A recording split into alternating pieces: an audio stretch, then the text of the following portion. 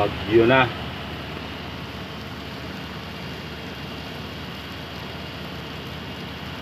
Pangulan. Ingat tayo sa mga biyahe natin mga kadiskarte. Lakas ng ulan.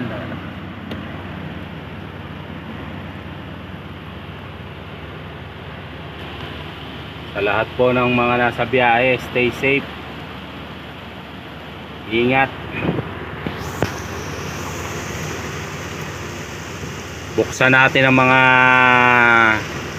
headlight natin, clearance light, para visual tayo ng mga kasalubong o kasabay natin sa kalsada.